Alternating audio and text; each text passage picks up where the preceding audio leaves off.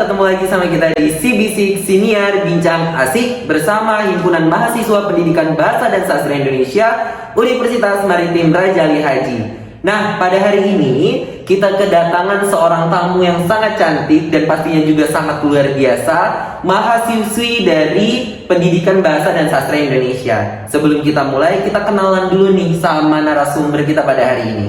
Baik, terima kasih kepada Kak Edo sebelumnya. Halo semuanya, sahabat bahasa. Perkenalkan, nama saya Reiko Maisa Fitri, biasa disapa Keke. Saya merupakan salah satu bagian dari mahasiswi Pendidikan Bahasa dan Sastra Indonesia Universitas Maritim Raja Ali Haji nih. Oke, Kak Edo. Nah, jadi Kak Keke ini adalah salah satu mahasiswi pastinya yang juga sangat berprestasi dan pastinya sangat luar biasa nih Kak Keke. Makanya kita ngundang Kak Keke pada hari ini. Terima kasih sebelumnya Kak Keke. Ya. Nah, jadi hari ini kita akan membahas tentang voice over nih Kak Keke. Salah satu bidang yang digeluti oleh Kak Keke pastinya.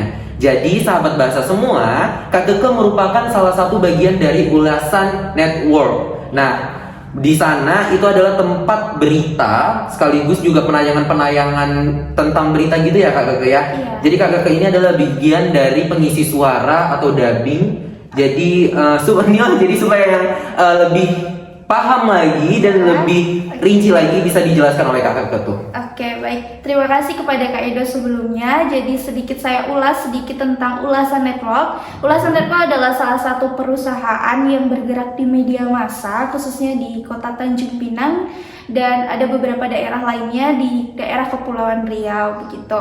Nah, Ulasan Network sendiri itu menggeluti di media baik itu berita maupun juga informasi terkini.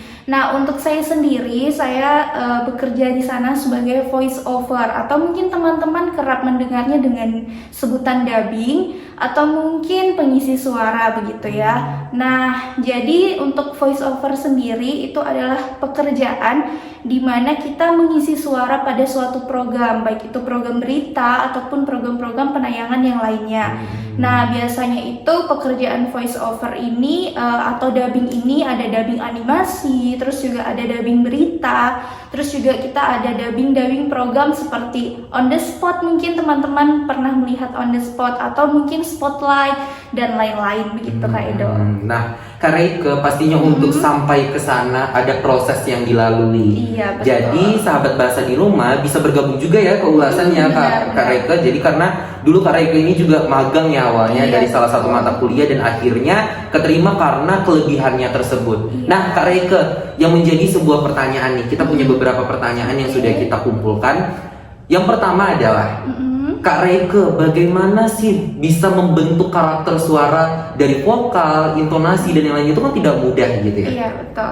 Nah, kalau untuk karakter suara sendiri, sebenarnya itu manusia itu semenjak dari lahir dan ketika dia sudah tumbuh itu sudah punya karakter suaranya masing-masing. Cuman untuk pengelolaan atau mungkin menjadikan suara itu lebih matang mungkin ada beberapa prosesnya ya. Yang pertama itu kita harus banyak melatih suara kita. Kita mengenal huruf vokal terlebih dahulu. Mungkin sahabat bahasa atau penonton di rumah sudah tahu huruf vokal itu apa, seperti A, I, U, E, O gitu ya. Nah, kemudian kita harus rajin-rajin senam wajah atau senam mimik muka karena itu akan membentuk vokal kita begitu, agar suara itu kesannya terdengar lebih bulat dan lebih bagus begitu. Nah, kita juga jangan lupa untuk terus-terus mencari narasumber atau mungkin role model kita lah untuk sebagai pacuan kita untuk terus berlatih begitu. Kurang lebih seperti itu Kak Edo. Oke Kak Reike, luar biasa sekali. Karena walaupun kita sudah punya karakter suara, untuk mendapatkan yang lebih bagus itu kita harus banyak berlatih ya pastinya Kak Reike. Nah, selanjutnya Kak Reike, selain mengasah pastinya, selain belajar, Kak Reike pengalaman apa sih Kak Reike yang pernah dituangkan selain menjadi pengisi suara di ulasan? Apa sih pengalaman yang lain gitu ya, perlombaan kah, prestasi di bidang voice over gitu Kak Reike? Oke, terima kasih sebelumnya. Kalau untuk voice over sendiri, saya itu sudah senang bermonolog sedari dulu, sedari SMP bahkan atau SMA lah mulai menggeluti voice over sendiri. awal mulanya saya itu suka bermonolog itu ketika saya dulu kita mungkin ada aplikasi yang namanya SoundCloud. Iya. Nah, SoundCloud itu biasanya saya suka merekam suara saya sendiri gitu ya. Entah itu berpuisi atau hanya sekedar bercerita begitu. Kemudian saya iseng-iseng sering upload di situ. Kemudian ternyata tanggapannya sangat luar biasa karena ternyata di Indonesia ini khususnya bagi anak-anak muda ternyata suka sekali mendengarkan yang seperti podcast dan suara-suara seperti itu begitu.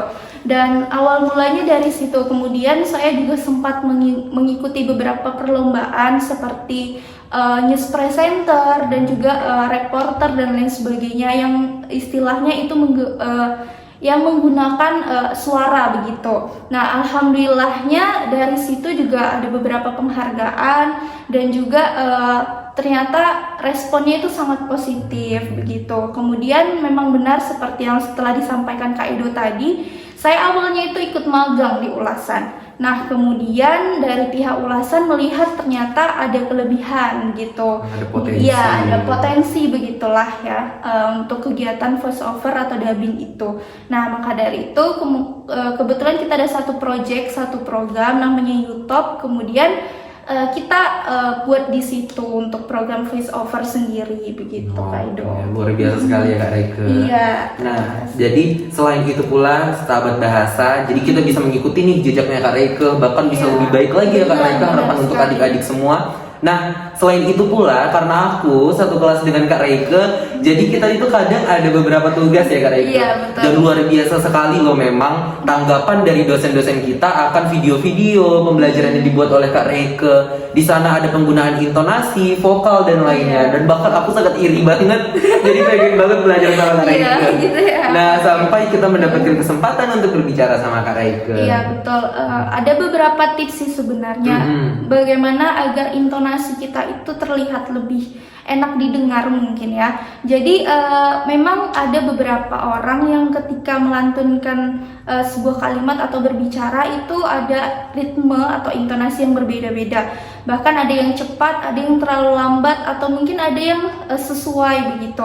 Nah, saran saya coba kamu record suara kamu sendiri begitu ya. Ketika kamu berbicara, setelah itu kamu dengarkan kembali suara kamu. Kamu ketika mendengarkan suara kamu itu nyaman atau tidak begitu. Kalau misalnya kamu sudah nyaman, artinya orang lain juga bisa nyaman mendengarkan suara kamu. Tapi kalau terasa di telinga itu, aduh kayaknya aku cepet banget deh ngomongnya, atau aku kelambatan nih, nanti orang jadi kayak nungguin suara aku, atau mungkin jadi salah tangkep gitu. Nah, itulah yang harus diperbaiki begitu. Dan satu lagi, jangan pernah takut mencoba begitu ya. Karena kebanyakan anak-anak muda sekarang kayaknya pada takut buat nyoba ya, karena takut nanti dibilang jelek atau apa gitu ya. Tapi jangan pernah takut, karena kalau kita nggak pernah coba, kita nggak akan pernah tahu di mana kekurangan kita, di mana kelebihan kita gitu. Dulu aku pernah banget ikut siaran radio, jadi aku pernah jadi penyiar juga, broadcasting gitu. Nah, dulu aku pas awal-awal tuh mulai broadcasting, itu kayak takut banget, nanti gimana ya respon orang ketika denger suara aku aneh gitu. Tapi aku selalu tanamkan dalam diri aku tuh gini, kayak ayo kita bisa gitu. Kalaupun kita salah hari ini, itu adalah bagian dari proses untuk kita belajar gitu ya. Dan itu pastinya jadi membuat pacuan dalam diri kita kalau kita bisa lebih baik daripada sebelumnya gitu. Ya benar, luar biasa sekali Kak Reike. Lebih baik kita gagal daripada kita tidak pernah mencoba sama sekali ya. Nah, karena kebanyakan anak muda zaman sekarang tuh yang kayak Kak Reike bilang, banyak yang takut untuk memulai. Padahal kita bisik-bisik sendiri Kak Reike sudah menyebarkan berbagai informasi. Dari perlombaan silat nanti yang akan datang, lalu ada siniar yang bersama Kak Reike pastinya di voice over, kepenulisan dan lain sebagainya. Nah, jadi sahabat bahasa, selain di sini kalian bisa juga mengunjungi Instagram dari Himpunan Mahasiswa PBSI, karena di sana bakalan ada berbagai informasi dan kegiatan yang sangat luar biasa pastinya. Nah, Kak Reike, tadi sudah dijelaskan pengalaman Kak Reike, bagaimana cara kita mengatur suara juga, dan trik-triknya lah seperti itu kan Kak Reike. Nah, ada nggak sih pesan dan kesan Kak Reike pastinya untuk adik-adik di rumah biar bisa mengikuti alurnya Kak Reika atau bisa lebih baik lagi pastinya sesuai harapan kita? Oke, kalau bagi aku sih yang pertama ya, untuk adik-adik semua jangan pernah merasa minder ataupun takut yang seperti saya bilang tadi.